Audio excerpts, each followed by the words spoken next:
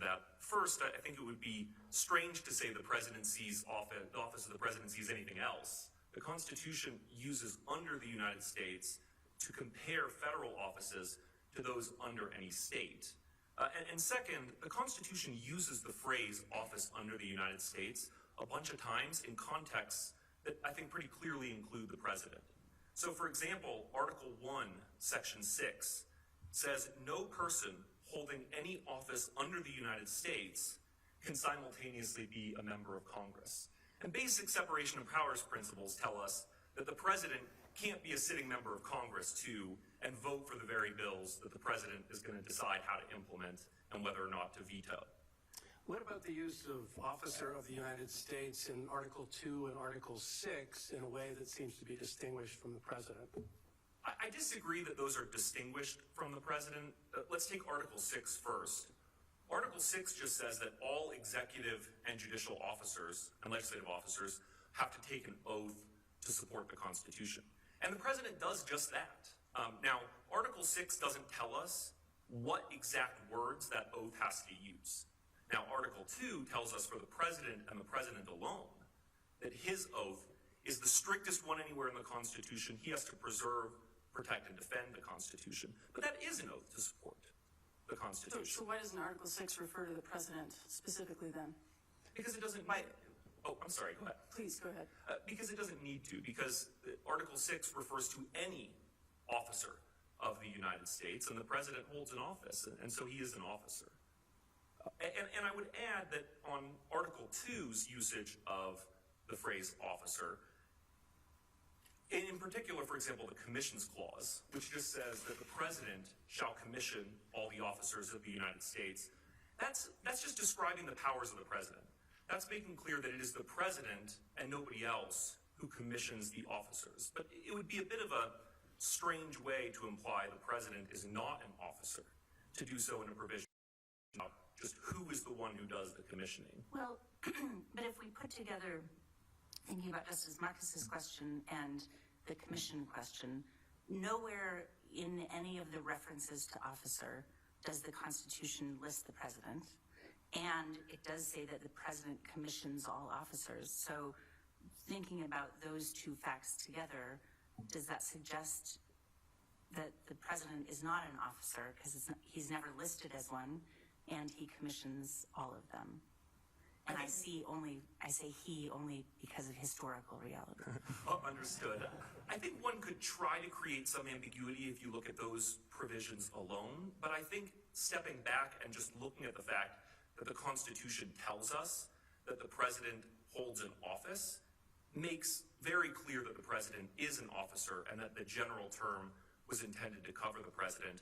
And I would say that not only do dictionaries at the time of the original Constitution define an officer as simply one who holds an office, but that was also very clear by the time the 14th Amendment was ratified 80 years later. And I would direct the court's attention not only to the definitions that we cited in our brief, but also to a source that Trump cites in his reply brief at footnote 54. He cites the John Beauvoir's Law Dictionary from 1856, and he cites that for a definition of insurrection, which doesn't support what he's trying to say. But John Beauvoir also defines officer as simply, quote, he who is lawfully invested with an office. That's the first definition in that dictionary of officer, and then the first example that dictionary definition gives is executive officers like the President of the United States. So if you're asking the question, what did the people 80 years later, when they ratified the 14th Amendment, think they were including by using office and officer? They would have understood that those things were synonymous. And the presidents at the time were telling the public in presidential proclamations, and members of Congress were telling them in speeches that the president was the chief executive officer of the United States. So I think it's hard to say that the public that was considering whether to ratify the 14th Amendment would have been going back and trying to see whether there was any ambiguity in the Commissions Clause or the Impeachment Clause. They would have been relying on popular understanding, and that understanding was very clear at the time. Doesn't it seem odd to list specifically senator or representative in Congress and not specify president or vice president in Section 3? I think this is one of the observations the district court made. That was one of the points the district court made, and we would disagree with that because I think Section 3 pretty clearly indicates a kitchen sink approach. They were trying to cover all positions of federal power. The president holds an office. The Constitution tells us that. Senators and representatives don't hold offices. The Constitution, at least was originally, the Constitution never once says senators hold offices. It says they hold seats in Congress. And in fact, Article 1, Section 6 says no person in any office and serve as a member of Congress. So it would be contradictory, I think, to say members of Congress hold an office. And think about the definition of office, one who exercises some kind of continuing position of authority. At least arguably, members of Congress don't do that on their own. They vote as part of a collective body. And that's very different from the role of the president as the chief executive officer. So picking up on that theme, the district court seemed to conceive of this listing as a descending order. I'm understanding your argument to be, no, this is about the three branches of government.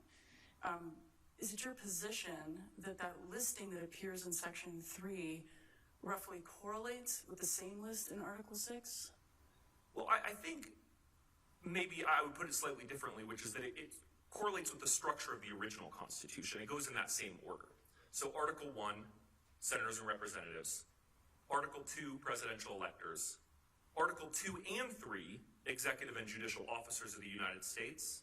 And then, or officers under any state, would be really Article 4. So I don't think there's anything unusual about saying that Section 3 tracks the structure of the original Constitution and not the order of importance.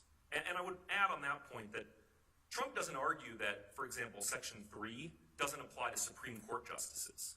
They clearly hold an office under Article 3 of the Constitution, but they come after presidential electors.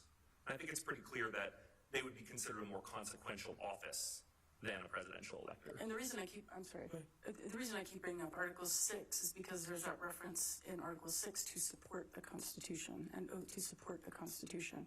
So I take it's your position that the presidency is covered under Article 6, and that oath to support the Constitution is simply everyone is required to take an oath to support the Constitution. The presidency has a very particular oath dedicated, protect and defend the Constitution. That's exactly right. And one point I would make on that is that Article 6 doesn't provide any specific wording for the oath. And different states over time have had different language for that oath. Sometimes it uses the word support, sometimes it doesn't. Similarly with federal positions, the language of the oath has changed over time. I think there was an understanding that support the Constitution was a concept, it wasn't magic words. And in fact, in the specific context of Section 3, we have historical authorities supporting that notion. Exhibit T to our opening brief we cited was a grand jury charge from 1870, where a court was asking the question, you had a state officer who took an oath, but it didn't use the words support the Constitution of the United States. And the court instructed that for purposes of Section 3, that doesn't matter, because supporting the Constitution is a concept. It's not sort of a linguistic, nicety, and that any obligation to support the Constitution counted. Speaking of, go ahead. So speaking of linguistics, is there anything you'd like us to be thinking about in terms of intra-sentence uniformity versus non-uniformity? It's a great question. I think Trump wants to argue that because officer and office are different words, they must mean something different. But if you look at Section 3, there's actually a real symmetry there. And the difference comes in different words that are used when you're talking about positions versus individuals. So Section 3 says, no person shall hold a position as a senator or representative in Congress, and people are disqualified if they're insurrectionists who were members of Congress. Now, those two things, I think, clearly mean the same thing, different words for positions and individuals, and so too any office under the United States and an officer of the United States. And that's exactly what Attorney General Stanberry said in interpreting Section 3, was what is an officer of the United States? Or we're using that in its most general sense, anyone who holds a federal office. Well, let me ask two questions, one on that and one on history. What do we do with the Free Enterprise Fund case where the Chief Justice said people don't vote for officers of the United States? Well, this is one place where I might agree with Donald Trump, not what he says in this court now, but with what he said in a court in New York, where he said cases like Free Enterprise Fund, they're interpreting the Appointments Clause. And the Appointments Clause says the president appoints all other officers of the United States. And clearly, when you're talking about appointing other officers, you're not talking about the president. And that's usually how the question of officer of the United States comes up in these cases is, are we talking about a mere employee, or are we talking about an appointed officer? All right, I understand. So let me ask you now the historical question. You referred to the history a few times. Obviously, the first draft of Section 3 included the president and vice president, and that got removed. And my understanding is your position is, yeah, they removed that and broadened the other officers at the end of that. I'm curious if there's any legislative history, quote unquote, to support that. It's a great question. First of all, that wasn't the first draft of Section 3. Section 3 didn't proceed as like one draft where language was changed over time. There were all sorts of drafts with very different scopes that changed over time. And there's not a clear indication oftentimes of why a particular draft became the predominant draft. But I would also say in the context of that particular proposed amendment to Section 3 by Representative McKee, the original language covered appointed officers of the United States, and it specifically covered the president. Later, Representative McKee offered a different draft, and that draft just said any office of trust or profit under the United States. So it didn't mention the president, it just referred to any office. And Representative McKee, in defending that proposal, he never said, I'm excluding the president. To the contrary, what he said was that this proposal will exclude traitors from all positions of power in the nation, and it will prevent people from voting for any, quote, but those who are loyal. And that is at Congressional Globe, 39th Congress, first session at 2505. And more, I'm sorry. Please, go ahead. I was just going to add broadly, one thing the history does make very clear is that by the time we got to the final version of Section 3, everybody, including opponents of the 14th Amendment, knew that people like Jefferson Davis wasn't anymore. So I was expecting you to follow up with the Johnson-Morrill exchange, right? You get that a lot of play in the briefs. I won't take up time to explain what it is. You understand what I'm referencing.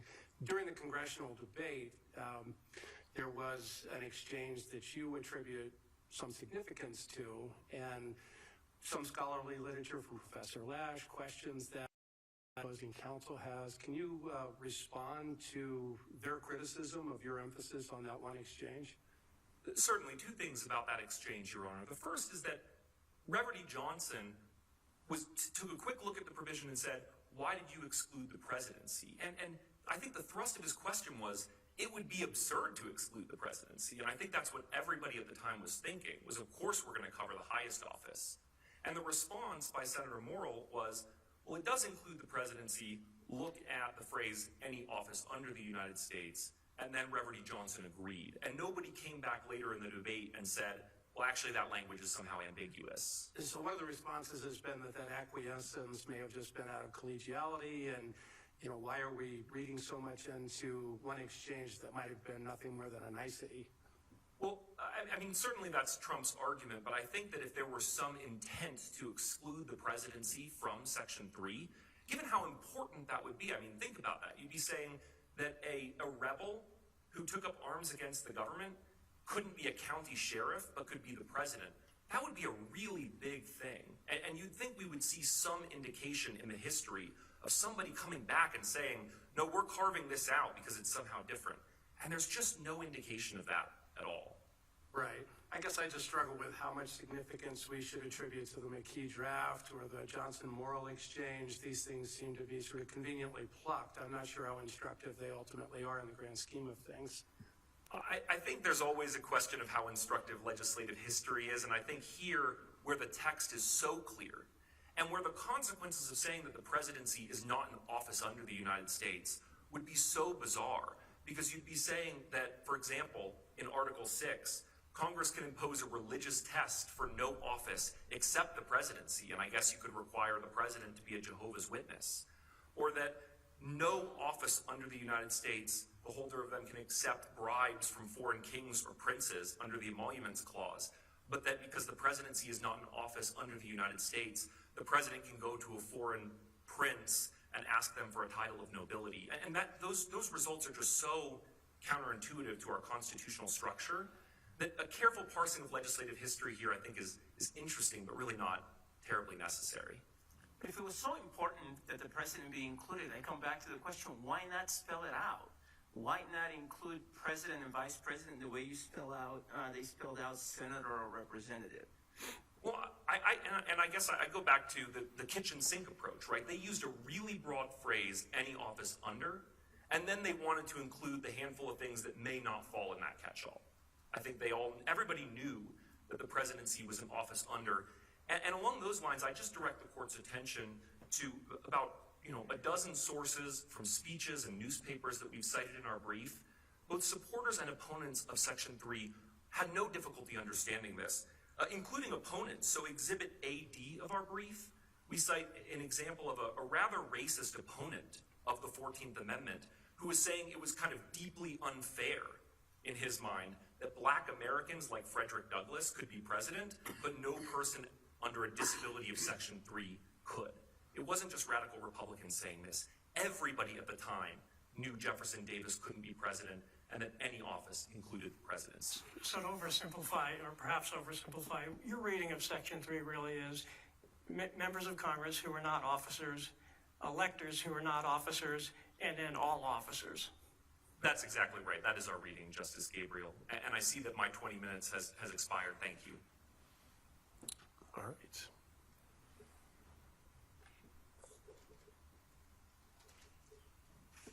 Mr. Olson, when you're ready.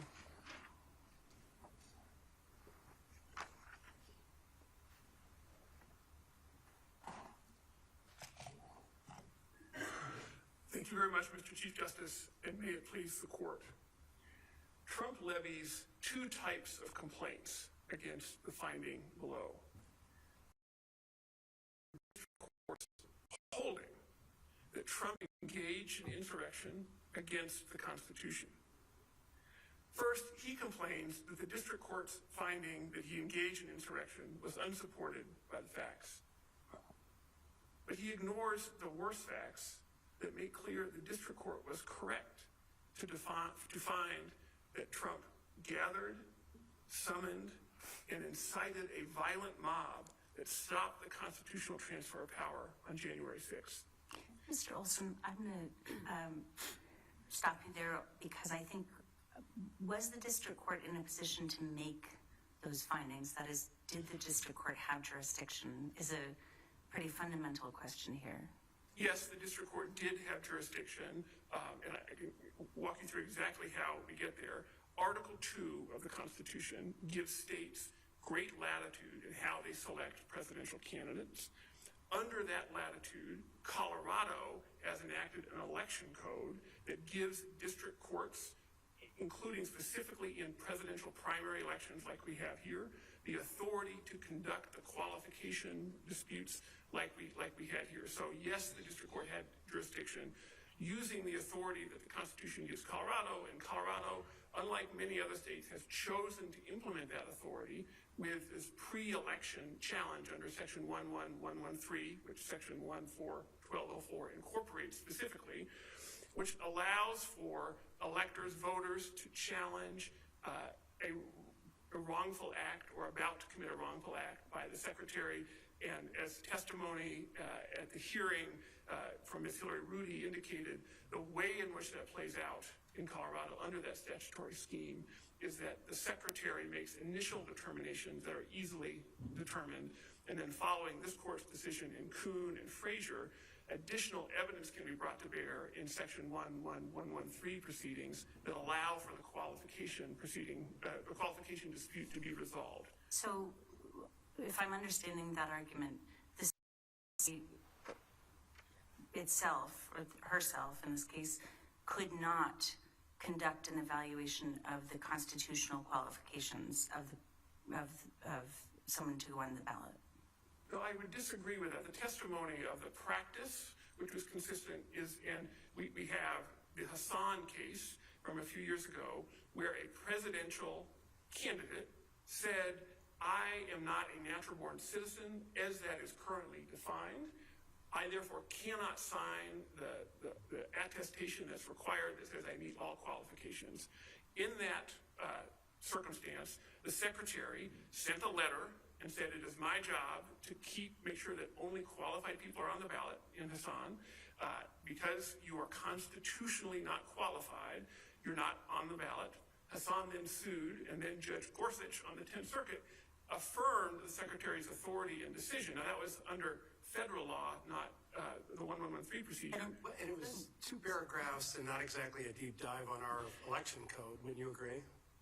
I would agree, but the core principle was not in dispute and animates the way in which our election code works to basically allow for process to occur. So it isn't just the secretary making this decision of hard to find. But as this court recognized in Frazier, even simple questions like residency can be really hard to figure out sometimes and require a lot of evidence and Here's my concern. The secretary's duties under the provisions that govern presidential primaries very clearly are limited to making sure that a presidential primary candidate is a bona fide candidate under party rules and has timely submitted a certificate of intent. That certificate of intent includes the Article 2 affirmative qualifications of age, residency, and citizenship. That's it. And in the Hassan case, as you pointed out, the candidate was unable to comply with that.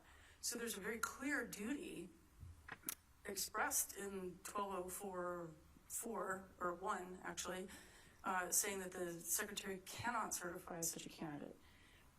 Where is the duty here to examine other constitutional qualifications, or are you instead relying on the wrongful act language to support your petition under 113?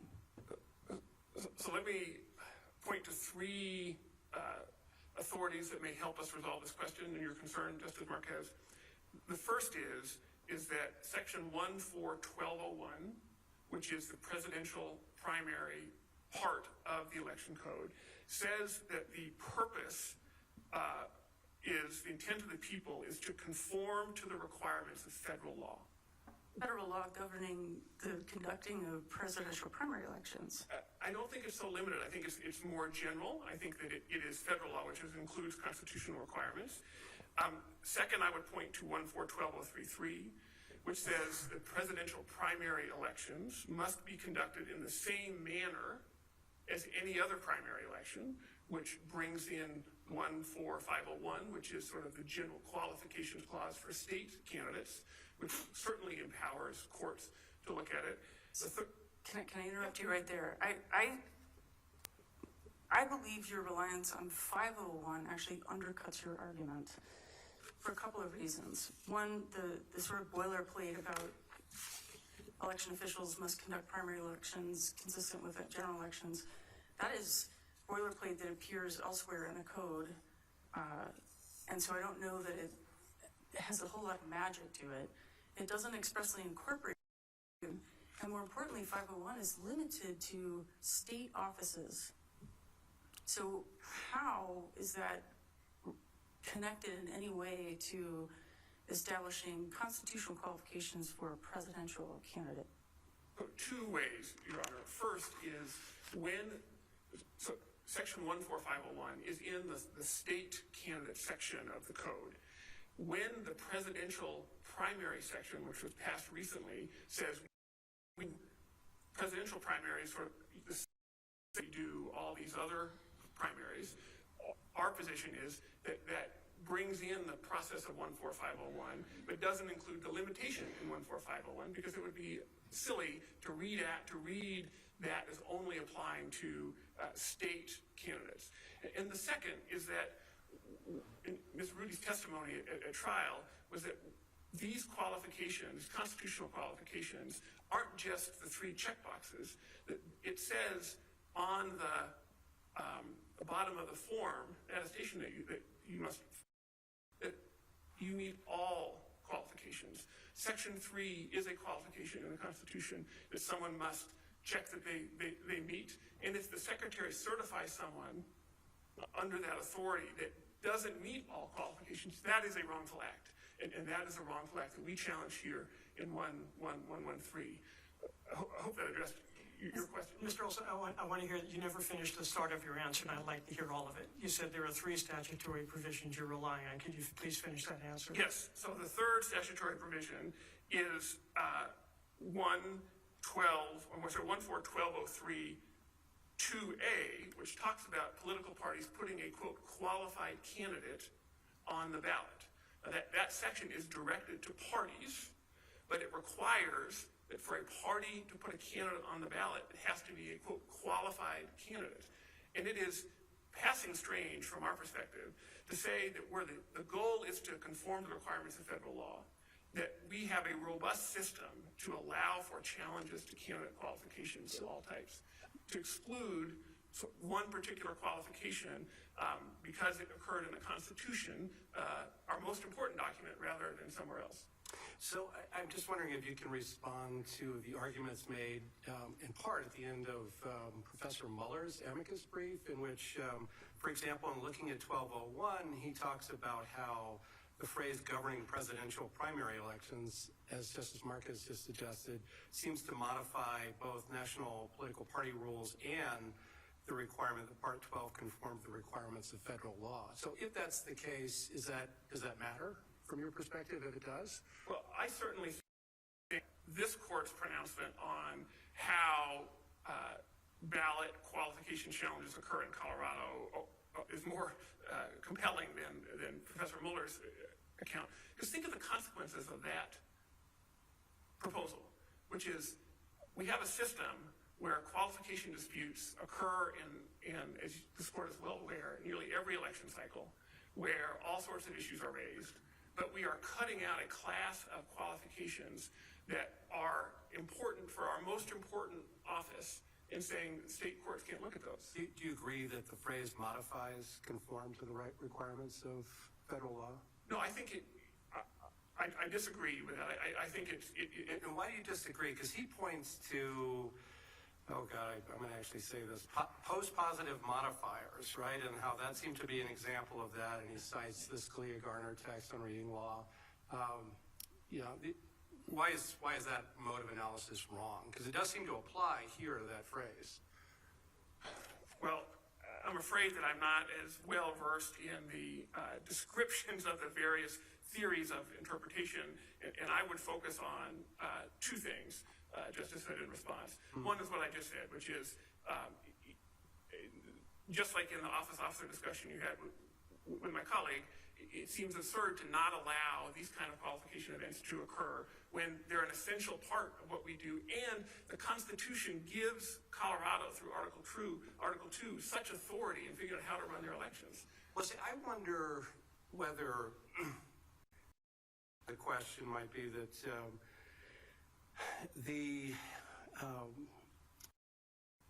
it becomes a question of whether Section 3 constitutes a requirement of federal law governing presidential primary elections, and if the answer is yes, even adopting his construction, if the answer to that is yes, then the people of the state of Colorado are saying they want to see conformity with Section 3. So, I'm wondering whether the construction that he's urging is really detrimental to your case in the final analysis. Well, it may or may not be that the national party in this case has said they can nominate an unqualified candidate.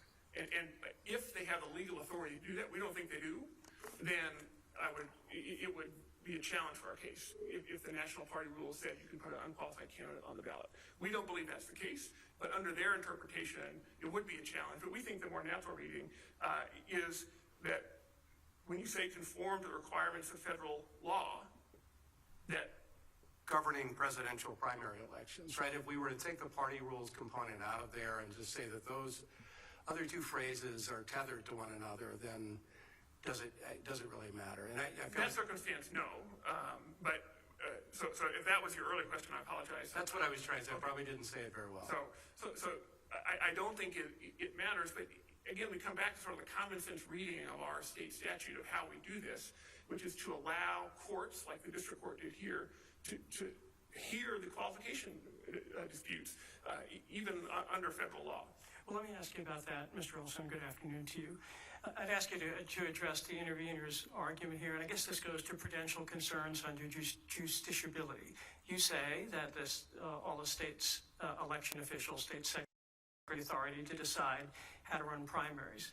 They take the position that that could create chaos. You could have 50 different states attorneys, states secretaries of state deciding differently, and this really needs to be national. I take that as fitting within the prudential concerns under justiciability. Can I ask you to respond to their argument? Sure, Justice Gabriel. I think I would say three things in response. The first is most secretaries of state don't have the authority to evaluate qualifications, even the way in which Colorado does, for primary elections. We saw that in the Michigan and Minnesota cases where they said their state laws, their execution of their Article II authority allows purely ministerial. They take the piece of paper from the party and they put that person on the ballot for the primary. Here we have a different rule, and so that leads to my second point, which is it won't lead to chaos. This is the only court in the country that has looked at this question. There are other courts where lawsuits have been filed, but as I mentioned, those lawsuits haven't proceeded, so different courts do it differently. Colorado has done it this way, and we have an opinion that's on appeal before this court. And so I think the concern of a bunch of things happening is overblown. And the third thing I would say is that the legal standards here that really matter, what does engaged in mean, what's an insurrection, et cetera, will be figured out pretty quickly if there are different approaches to that. And the answer in these ballot access dispute cases are binary. It's not that there's going to be a whole bunch of different standards floating around. It's going to be either yes or no. And so I think the concern of overblown, the concern of a patchwork is overblown, particularly when, you know, the justiciability inquiry looks at, is there a textual commitment to a coordinate branch of government? Well, let me jump in for a second. I mean, that's under, if you're looking at sort of the political piece of it, right? And you're looking at Baker, of other more prudential concerns, and perhaps that's what Zero was asking about, and perhaps not. But can you sort of parse that out? Sure, I would say. So political question doctrine versus sort of broader, more general, of the type perhaps talked about in Powell. Yeah, so I would say two things in response, Justice Birkenkotter. And the first is that just because this is a politically salient question and has political consequences is the reason for the court to enforce our constitutional qualification, to honor the promise that we made to each other in our document, and say to engage in insurrection, no matter how are not to, having broken an oath engaging in insurrection, are not to be allowed in that position again. And so the second is that there are very easily manageable standards here, as I just mentioned. This is not a case where you're having to, a court is having to put themselves, you know, balancing foreign policy interests and all sorts of interests that are assigned to a different branch of government. This is a straightforward application of our Constitution. So, but even if I'm persuaded on prong one and prong two of Baker, which is really what you're talking about, isn't there this other sort of prudential concern? And that goes to this idea of if you have, you know, whether it's 50 states or 30 states or 17 states, you're going to have chaos. Can you talk more specifically about that? So I would come back to my answer to Justice Gabriel, that the way the state laws are implement on this issue under the Article II authority, there simply aren't going to be very many other proceedings like this, because Colorado has chosen to implement this in a unique way. But even if there are, that's okay. How many of these cases are there altogether? Well, of this sort of general type? Well, there are a number of general types, but a number of them are filed by the same individual who marches into federal court. There's clearly no standing in federal court to bring these claims. So of the cases where people were prepared to actually put on evidence is just a handful. And this is the only one that has proceeded to the merits. So, Mr. Olson, should we be concerned about that as we think about the Republican citizens of Colorado or unaffiliated folks who want to cast a ballot in the Republican primary? If what you're saying is correct, President Trump will be on the ballot in most states, but not here in Colorado. So effectively, the Republican or unaffiliated voter who wants to participate in the presidential primary, Republican primary, won't really be able to participate because the person who's on most ballots and appears to be leading in the primary is not an option. But just I think I would say two things in response. The first is other states have different mechanisms. California allows for post-election challenges when there's an unqualified candidate on the ballot. So just because there's not a pre-election qualification dispute under state law doesn't mean there won't be a post-election one. And then secondly, Donald Trump is disqualified for the reasons that the district court found. It was the one mistake of whether it applies to him. And that determination will allow for voters in Colorado to vote for qualified candidates. I would say that your hypothetical actually cuts the other way, which is we're worried about our clients who are Republicans and independents. They filed this suit because they want a fair shot in the Republican primary to vote for a qualified candidate and have their support for a qualified candidate not be diluted through votes for a candidate who will subsequently be disqualified. And so the pro-democracy, sort of the pro-Colorado voter perspective, which is I think what we're looking at here, is to make sure that we follow the state law and allow for these qualification decisions to occur pre-election so that the ballot reflects those who are qualified and the will of the voter can be honored. So I just wanted to take you back. Your repeated reference to qualified candidate makes me think of your third item under 141203 sub 2A, where it talks, the election code talks about qualified candidate entitled to participate in the presidential primary election, and then it ends with pursuant to this section. And I'm just wondering, from your perspective, what work, if any, pursuant to this section is doing in that sentence. Again, not to place undue significance on Professor Mueller's amicus brief, but you can remember that he suggested that that's limiting. Although as I look at 1203, it doesn't seem that there are other qualification provisions in there. We have to go to 1204 for some of that. So I'm not sure what to make of pursuant to this section. Well, so I would read pursuant to this section as referring to sort of when and how the primary election is conducted. Saying the pursuant to this section says, if you have a qualified candidate, then you can be on the ballot when they're going to do it the way they say they're going to do it. Simple as that. Yeah, that's our view there. And I think, but the qualified candidate isn't limited, right? It is a qualified candidate. And so I'm sorry, as you recognize, so that provision is really about the party's right to participate in the primary.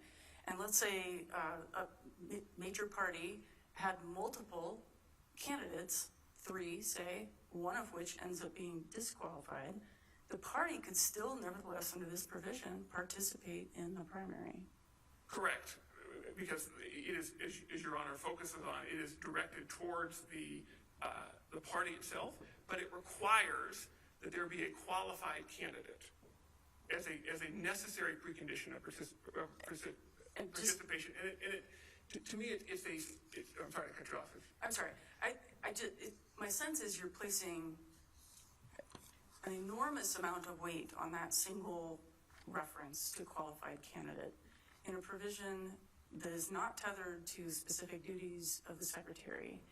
And I'm going to circle you back to 501 for just a moment, because by contrast, in 501, there is very rich language about the secretary's duties for state office. No person is eligible to be a candidate for office unless that person fully meets the qualifications of that office as stated in the Constitution and statutes of the state. If we had that language somewhere in 1204, I think we'd be having a very different conversation.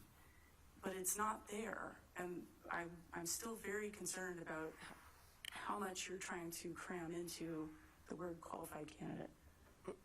So we're not solely relying on the qualified candidate language. We're talking about the general function of Part 12, which says, again, as we talked about in 1201, the goal is to conform to federal law. Then we have 12033 that says the same manner as any other primary election. Now, we believe that incorporates that same 14501 language, and the language you identified in 14501. Refers to Constitution and statutes of this state. Correct. But again, that limitation, when you look at the history of how the presidential primary in Colorado came to be in 2017, our view is it pretty clearly just bolted on a process for the presidential primary that carved out, as we talked about Justice Hood, where the national party plays a role in a way that's different for state offices. But said, here are the specific changes that we're going to do, and everything else we're going to do the way we've been doing it. We incorporate, in 12033, do it the same way we do all these other elections. And it would be, in our view, quite astonishing to have a state election code that didn't allow for even basic efforts to see whether the candidate for president is qualified. Where you have someone who's, Hassan would come out the different way, because the answer there, under the interpretation where it's only state law qualification and reference, would be, hey, you're not qualified, but under state law we put you on. Hassan would not come out the other way because the secretary has an express duty under 12041 to make sure that the person timely submits a certificate of intent, and Hassan did not submit such a statement. Well, but it would. We've got lots of other things to argue, and I don't want to drag you. We got to get through this one together. So, what I would say is that what we have in this case, Trump has submitted a declaration to the secretary where he has certified that he meets all qualifications to be on the ballot. And this is no different than Kuhn, where the paper said yes, but then our 11113 procedure, which is expressly adopted in Part 12 of the Election Code, allows for the court to consider additional evidence. You don't have to take the candidate's word for it. Is that certified though? I'm sorry. Go ahead. Go ahead. No, Chief, please. Well, let me ask a fundamental question, and maybe this is too basic, but could the Secretary of State at the very beginning of this, before the lawsuit was filed, said, President Trump doesn't meet the qualifications under the federal Constitution? The secretary, so maybe is the answer. The reason why Okay, go ahead. Finish your answer. Because the secretary testified that their practice has been where they know of disqualifying information or can readily ascertain it, they will disqualify a candidate.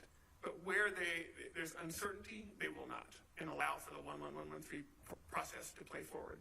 There are no funds, there's no investigative division of the Secretary of State's office that runs around and looks at this. And so on these sort of harder questions, be they residency, what have you, the Secretary turns to the courts, and this court has recognized over and over again that that's the proper procedure for courts to make these hard questions. Okay, but why is that? It feels like 1113 is designed to say, Secretary of State, do your job, plain and simple, right? I mean, is that too much of a simplification of that?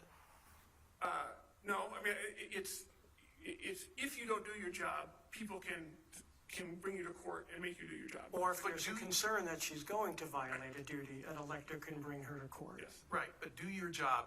So why does the court then have more authority than the secretary make that?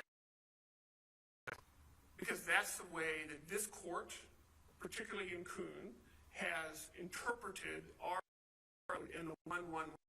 But we said we wouldn't consider a constitution in Kuhn, right? No. What is that?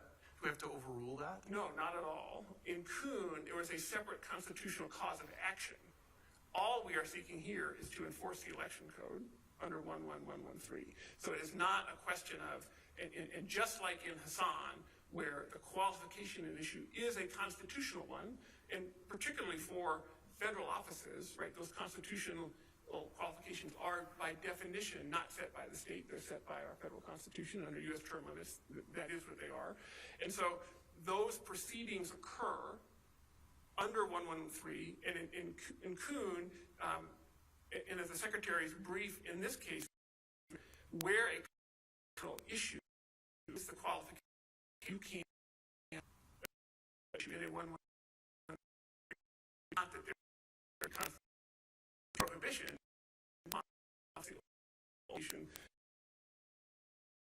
Position basically this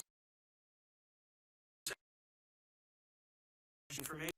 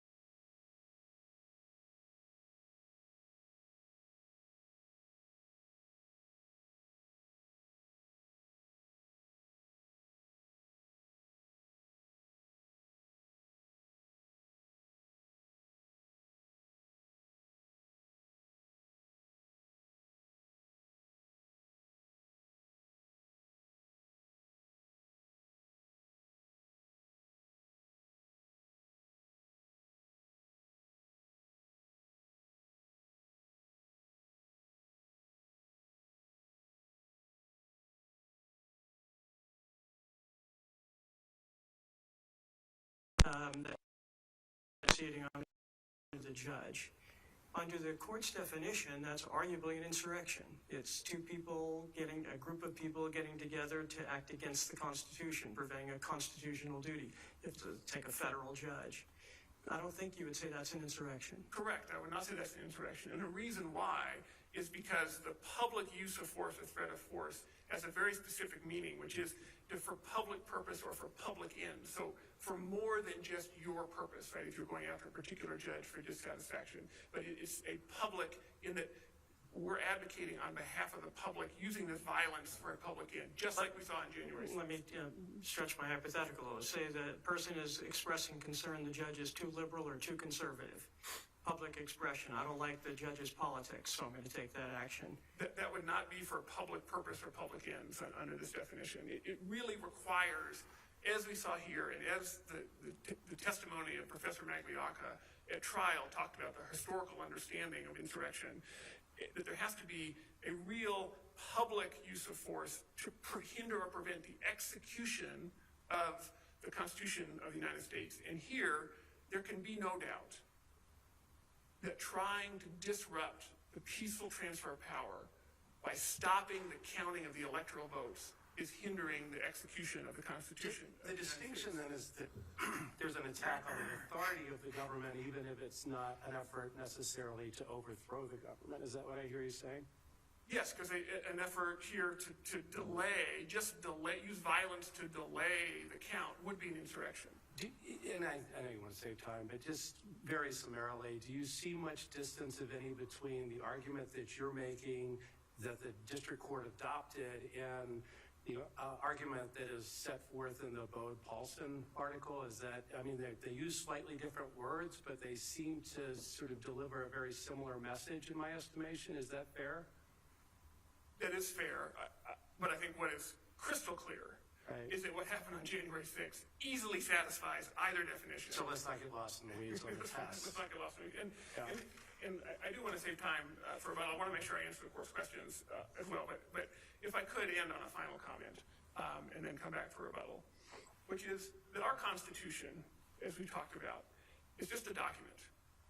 It's a promise to each other that we must enforce to protect our shared democracy. And committing ourselves to that Constitution, the rule of law, comes with real fragility. Because our Constitution commands no armies, has no police force. All it has is very limited self-defense mechanisms that my colleague mentioned. And that is Section 3. And all Section 3 says that if you take an oath to support the Constitution and then turn around and attack the Constitution, you cannot be trusted to take an oath a second time. because you've shown yourself unworthy and incapable of ensuring that we remain a nation ruled by law rather than by one man. Qualifications, by their very definition, limit who can vote or who can run for office. And Trump's argument that because he's popular, that should affect how we interpret Section 3 here could not be more dangerous. Jefferson Davis would have gotten a lot of popular support right after the Civil War. And the application of Section 3 is at its most urgent when a person who has desecrated their oath to the Constitution already seeks to become our commander-in-chief again. If we say that this conduct by this person is not enough under the Constitution, what we do is empower Trump and others to use more political violence to attack our democracy. Enforcing our Constitution enables the will of the people, and we must enforce it against unlikely candidates like Hassan and popular candidates like Trump. I reserve the rest of my time for rebuttal, but we ask that you reverse the district court's finding that Section 3 does not apply to Trump and affirm in all other respects. Mr. Olson, before you sit, I have a question. The grounds for disqualification here obviously have to do with Section 3. And I worry about the fact that Section 3 itself doesn't have an enforcement mechanism. And so here you're saying, well, Colorado state law allows us to enforce it in a way. And you said California has a system. Do we want an approach where each state decides on their own what Section 3 means or how it should apply? And then those states that don't have a law like Colorado are not able to do anything about it? I worry about that. Can you address that concern? Sure, Justice Moore. I would build on my answer, I think, to Justice Birkencotter earlier, and if I may have a couple minutes for rebuttal, even if it takes a little longer, Justice Boatwright. I think I'd focus on two things, which is particularly for the presidency, where Article 2 gives sweeping authority, as the Supreme Court just said in Shuffalo and Baca a couple years ago, for states to determine how to do it. There is going to be some uncertainty. Some states used to use legislators to pick their presidential electors instead of a popular vote. So some uncertainty is built into the system. And then I would say the second piece is that the legal standards that apply here under the Supremacy Clause, or what engaged in insurrection means, will be uniform. It may take a little bit to get there, but there is a mechanism to ensure that uniformity. And so there's no need to worry that there's going to be 50 different approaches to this issue. There's going to be one approach here. Maybe another state will do it, maybe they won't. But there's not an overwhelming indication that there's going to be 50 different approaches here. And the last thing I would say is, even if that was the case, that's the nature of a federal system like we have. The states have broad authority, particularly where there's a specific allocation of responsibility under the Constitution. In our existing mechanisms, the courts, the Congress, the U.S. Supreme Court have shown their ability to keep those concerns from overwhelming the issue. So that's what I would say to that question. You may reserve the remainder of your time. Thank you. Thank you, Mr. Olson. Mr. Gessler, when you're ready.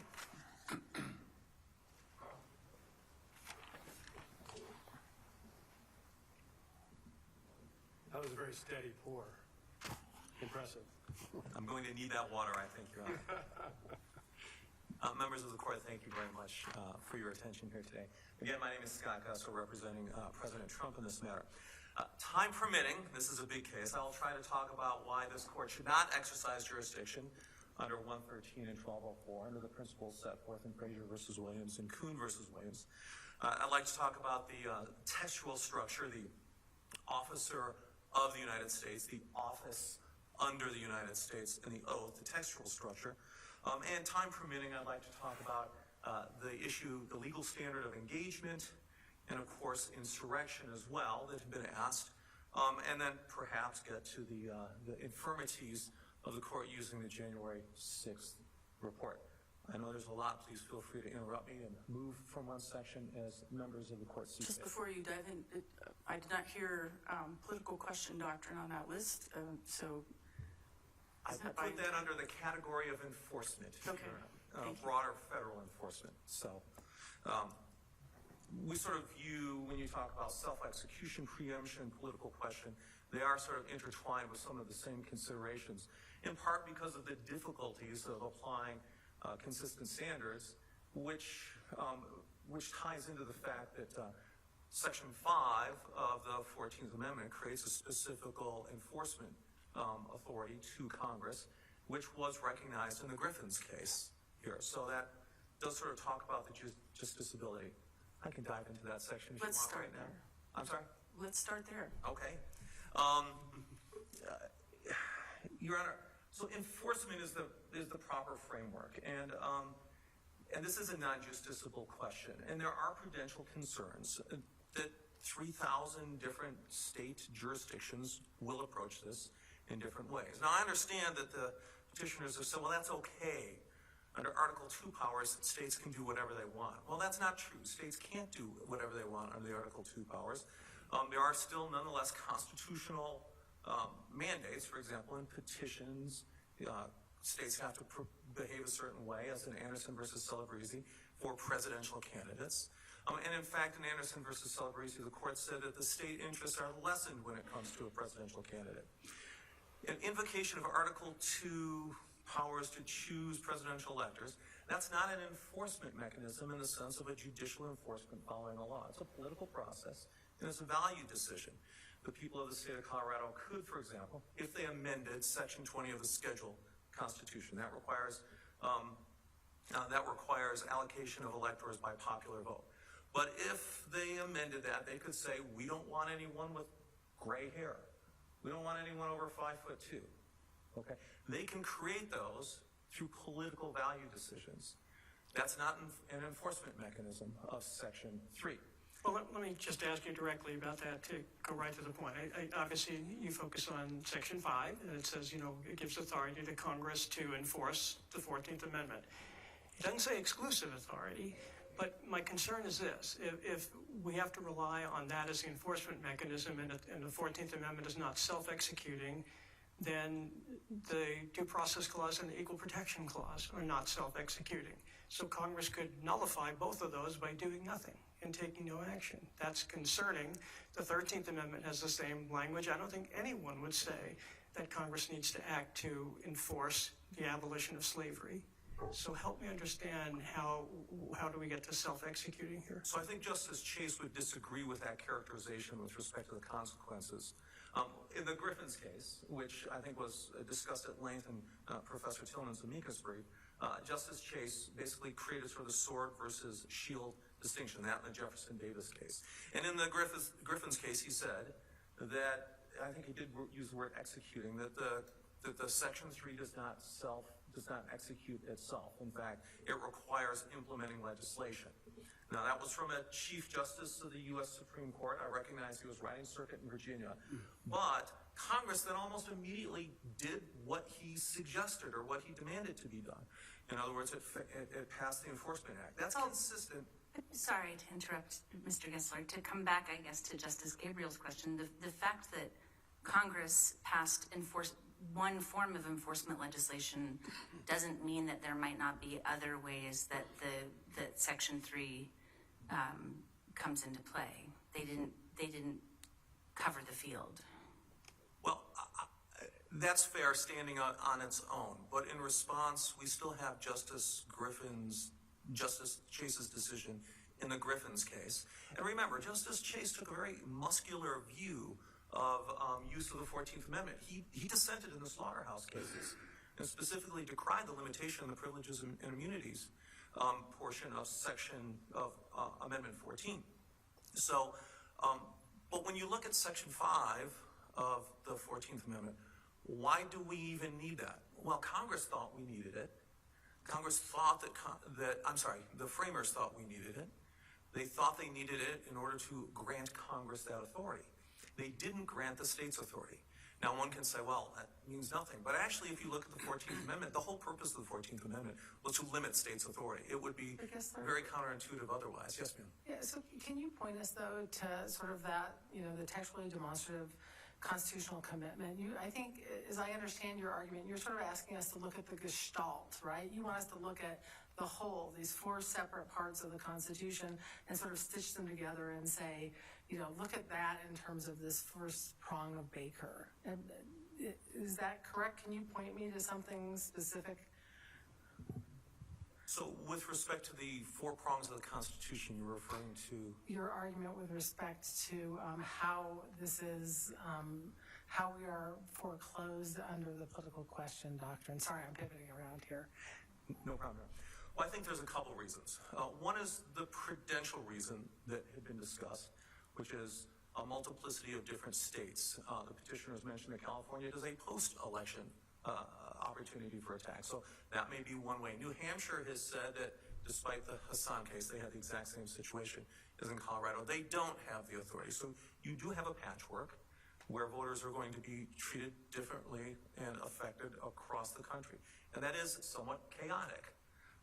Isn't part of the answer to that if we were to say that President Trump can't be on the ballot here, there's a very high probability that the United States Supreme Court would step in and decide what the standards should be, one would think, so there wouldn't be the same potential for the chaos that you're describing. Is that not a fair response? Well, President Trump would certainly think that, yes, we would want to appeal it. But I don't think that the court should rely upon the hope that the U.S. Supreme Court will step in.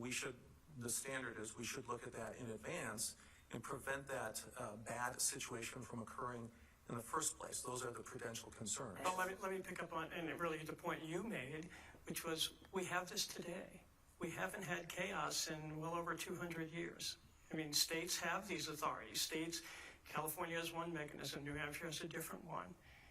I'm not so sure that we have the crisis that you might suggest. Those mechanisms are procedures. They're not the substantive application of Section 3. There is a difference there.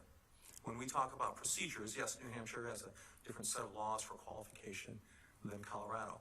But those are all different procedures. Well, They're not the substantive application of a disqualification standard. Forgive me, Mr. Justice, let me ask you about that. So can the Secretary of State disqualify a candidate who is not born in the United States?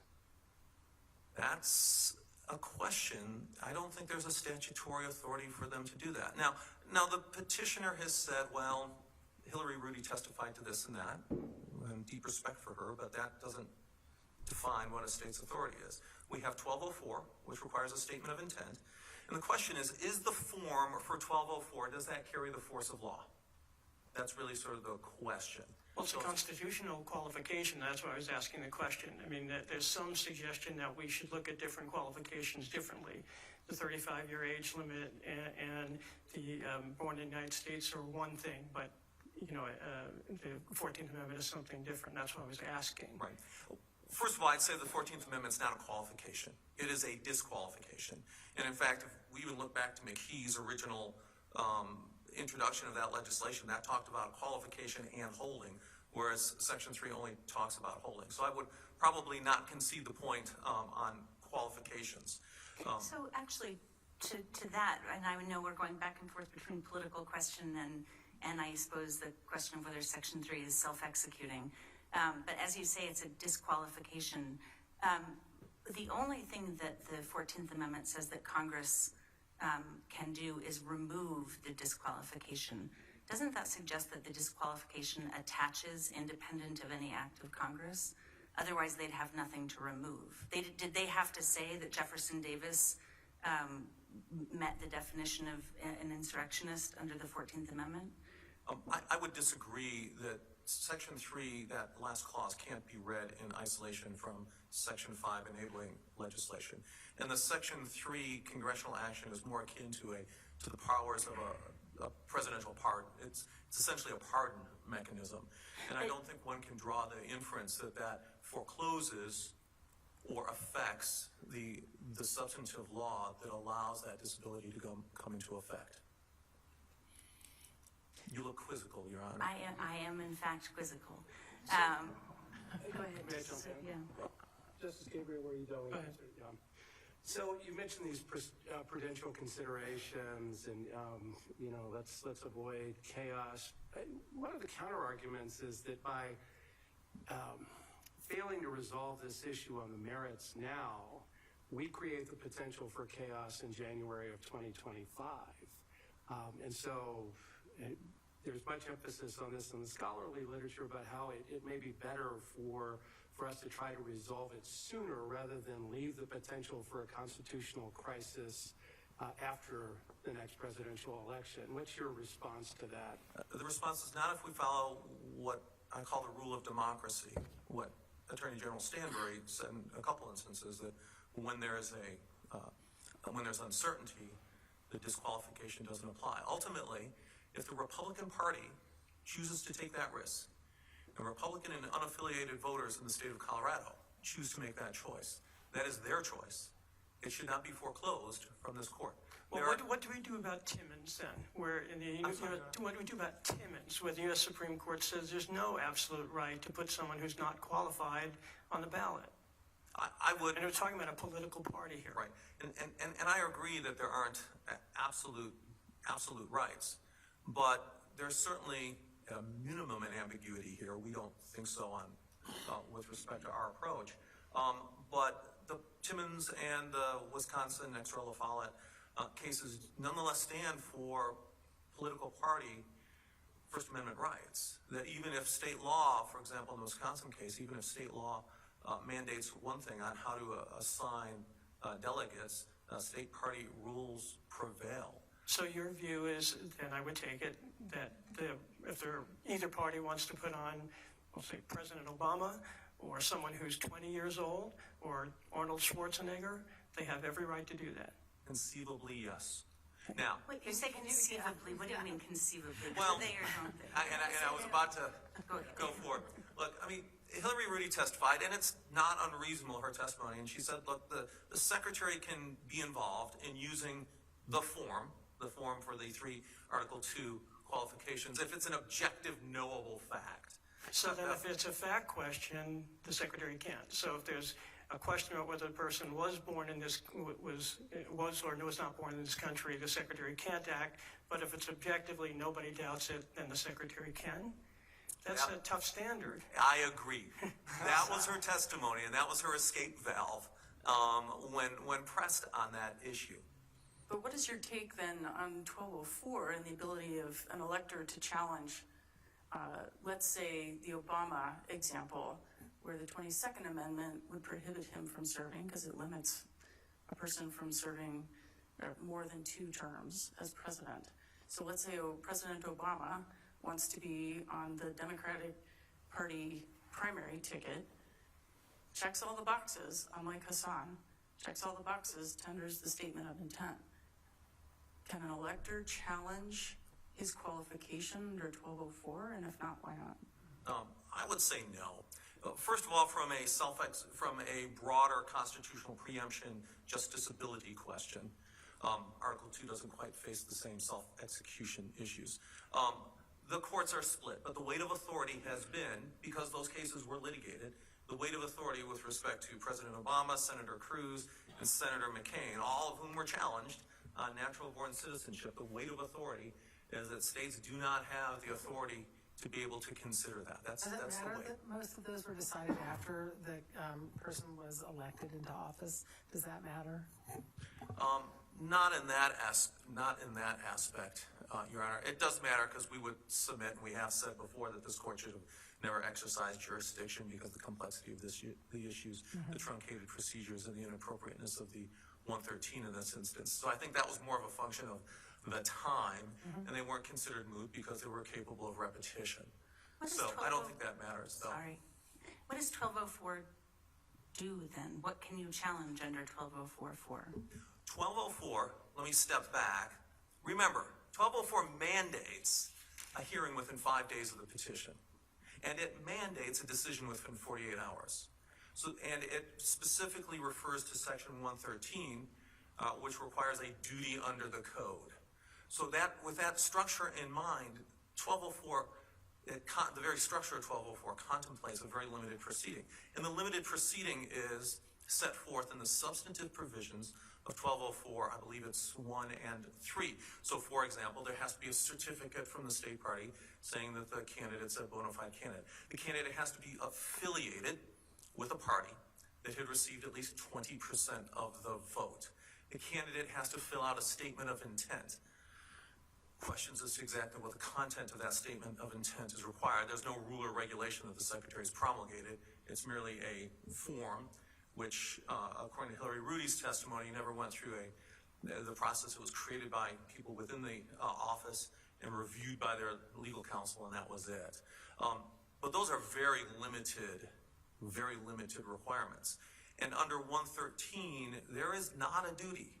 So to the question, if I may use that to transition a little bit to the 113 jurisdictional issues, could the Secretary of State simply said, I hereby make the determination, I think it's an obvious knowable fact, as she has said on TV, it's an obvious knowable fact, President Trump engaged in insurrection, therefore I keep him off the ballot. Let's say she said that. Does she have the authority to do that? I think the answer is no.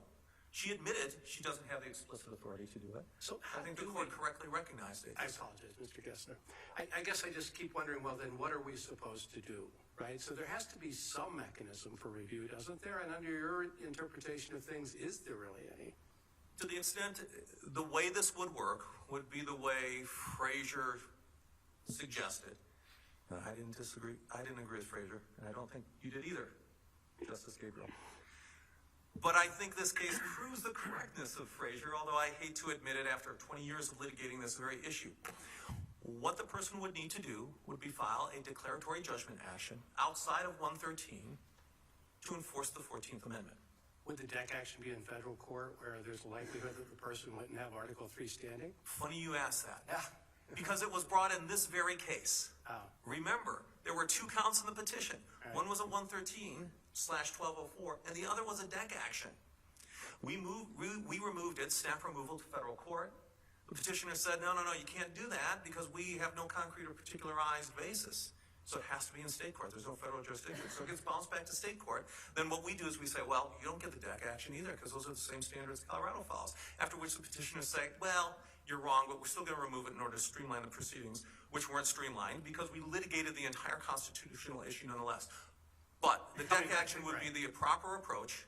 Mm-hmm. The DEC action would be the proper approach, and they would be required to meet the standing requirements, as other litigants have across the country, and these other issues in a, at most, preliminary injunction context, but also affording time to properly litigate them. I guess what I'm looking for ultimately is a meaningful opportunity for review, and that doesn't seem like one, at least and maybe the history of this case demonstrates as much. So are we just stuck, I guess, is the question? No, I would say it's completely a meaningful opportunity review. And look at Kuhn, okay? Kuhn versus Williams. If you remember, that was a residency issue. This court bounced to there were 2 issues brought. One was a constitutional saying that the residency requirements are unconstitutional.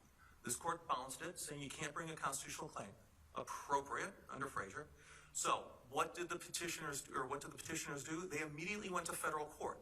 In that case, and Judge Blackmun in federal court said, you're right, they're unconstitutional. So there was adequate time for review of that constitutional issue in federal court. That was done under a preliminary injunction context, so they required a heightened standard of review.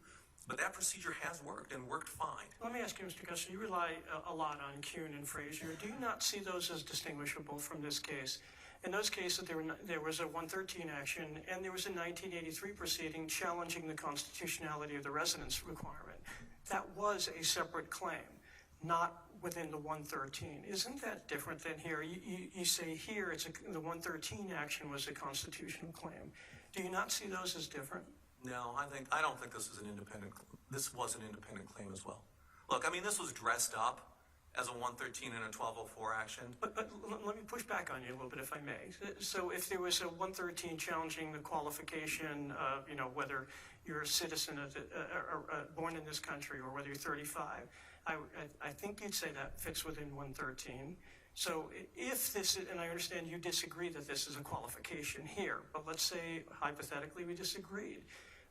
that would fit within 113. I think the other side would say this was an issue about whether President Trump is qualified.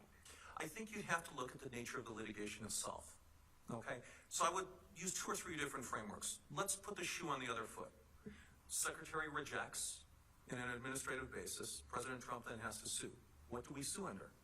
We would sue under the 14th Amendment, and we would sue under the First Amendment, the Brandenburg Standard, saying he didn't engage in anything that incited violence.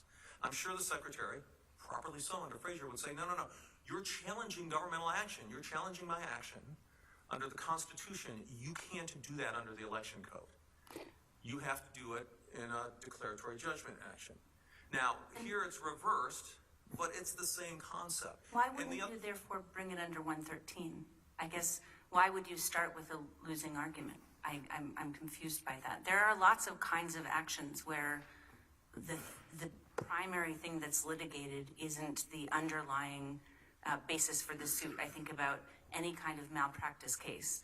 The vast majority of a malpractice case might actually be the underlying claim, like a legal malpractice case, the claim that was lost.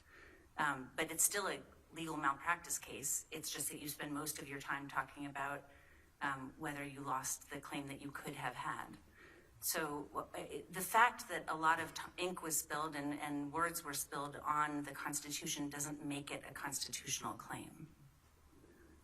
The mere fact, I would agree with that. However, I think this differs, that this was in fact a constitutional claim. This whole thing is about constitutional litigation. Look, the court recognized there's not a duty for the Secretary of State to investigate or consider disqualification under the 14th Amendment. The Secretary of State herself explicitly said there's no explicit And I don't think authority. they're arguing that in the duty part of the language. I think I understand them to be saying if the Secretary were to put President Trump's name on the primary ballot, that would be a wrongful act because the former president, is not qualified to be on the primary ballot. So it's not an argument of dereliction of duty, it's an argument about a wrongful act. And under Kuhn, they're arguing we can look at other evidence that she might not look at. I think Frazier answers the other wrongful act and rejected that expansive interpretation. And specifically, Frazier said the problem with that is that there's no limiting principle. I say that because I made that argument, and it did not succeed.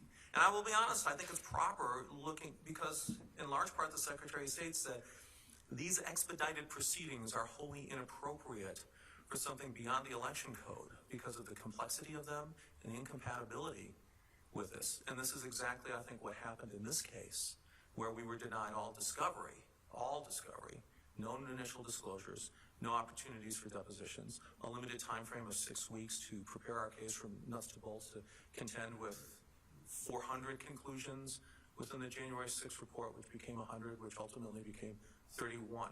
So there were a lot of infirmities in these procedures, and that was first and foremost, I would submit, in the Frazier Court's mind. Justice Gabriel, in his dissent, said, well, that can be and should be resolved with respect to a management order, a case management order in the trial court below. I think that optimism was probably misplaced, as proven by this particular case. So this was, in fact, in substance and in consequence, constitutional litigation. This was not a duty under the election code, which is what 113 requires. The reason why 113 has expedited procedures, the reason why they are appropriate and tolerated and endorsed in the election context is because they are generally simple, straightforward duties that don't involve complex constitutional litigation. So is the rule that the Secretary has authority if it's simple and not complex, but doesn't if there isn't? I mean, it's hard to articulate a standard like that. I think the standard is the constitutional standard. To be sure, a residency requirement like the type that was litigated in Kuhn can be complex. Not complex like this. It's like a constitution with it the same things as the consequences of it. Complicated.